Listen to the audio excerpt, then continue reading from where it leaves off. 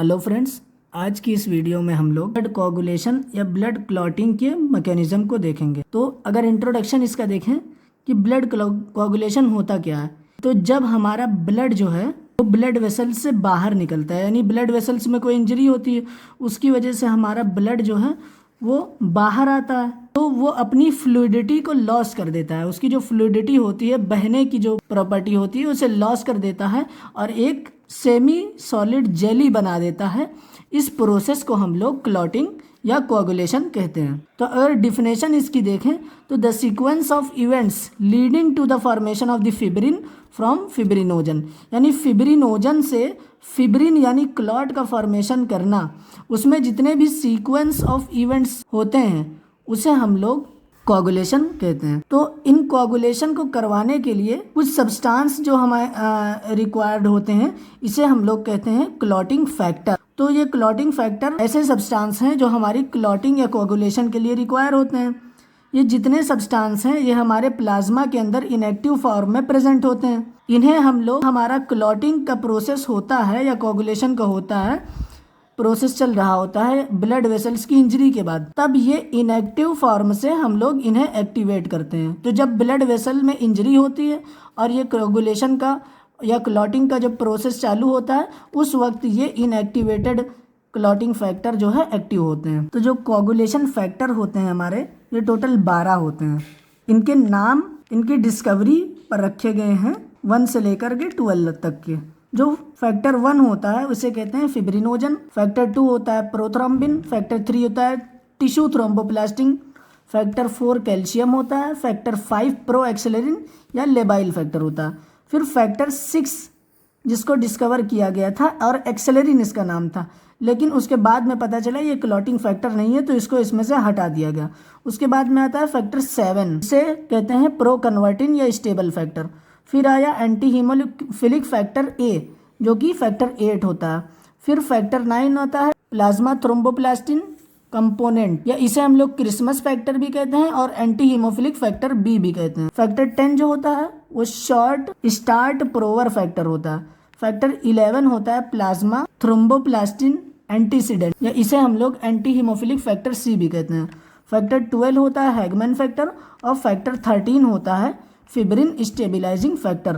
तो ये हमारे टोटल 12 क्लॉटिंग फैक्टर होते हैं, जिसमें से 6 वाले को हटा दिया गया है, इसलिए ये 13 तक के होता है। उसके बाद कुछ केमिकल आते हैं जो क्लॉटिंग में इन्वॉल्व होते हैं, जैसे HMWK, तो इसका मतलब होता है हाई मॉलिक्यूलर वेट काइनिनोजन, तो कैलिक्रीन और प्लेटलेट फॉस्फोलिपिड। तो अगर बात करें मैकेनिज्म ऑफ कोगुलेशन की, तो कोगुलेशन के मैकेनिज्म में 3 स्टेप्स इन्वॉल्व होते हैं। सबसे पहले क्या होता है कि हमारा ब्लड वेसल जो है वो डैमेज होता है।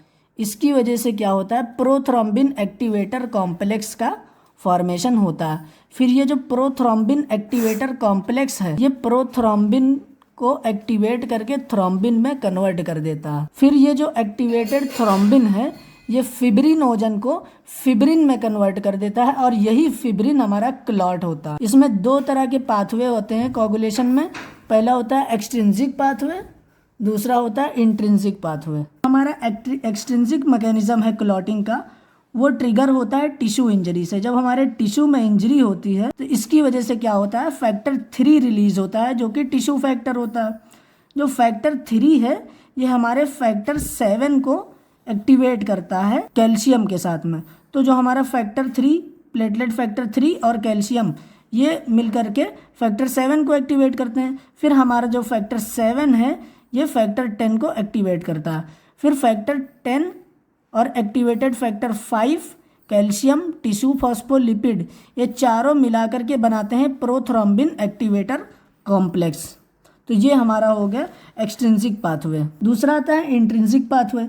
इंट्रिंसिक मैकेनिज्म जो है क्लॉटिंग का, उसमें क्या होता है, जब हमारा ब्लड कोलेजन के कांटेक्ट में आता है और HMW काइनिनोजन और कैलिक्रेन के कांटेक्ट में आता है इंजरी होने के बाद ब्लड वेसल की वॉल में, तो उससे क्या होता है, प्लेटलेट फॉस्फोलिपिड रिलीज होता है और जो हमारा फैक्टर 12 है वो एक्टिवेट हो जाता है।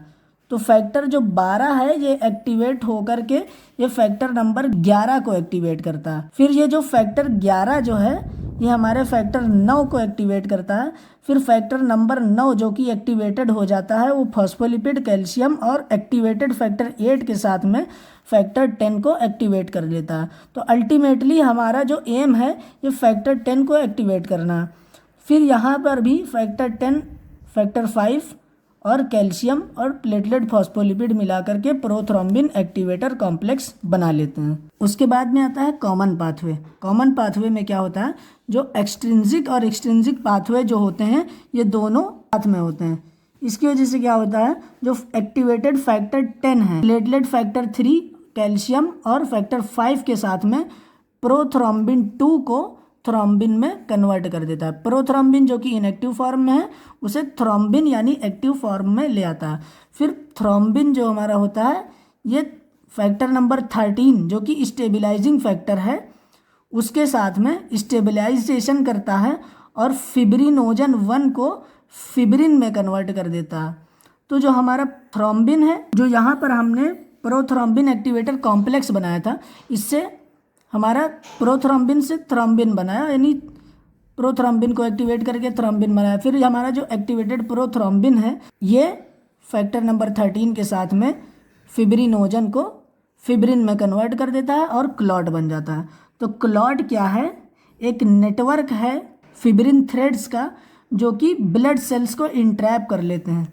तो क्या होता है, जो हमारी ब्लड सेल्स होती हैं छोटी छोटी, तो ये जो फिब्रिन थ्रेड होता है इसको इस तरह से इंट्रैप कर लेता है, इसे हम लोग कहते हैं क्लॉट। और बाकी जो फ्लूइड बचता है नीचे उसे हम लोग सीरम कहते हैं। तो ये थी ब्लड क्लॉटिंग और कोआगुलेशन मैकेनिज्म की फिजियोलॉजी। Thank you.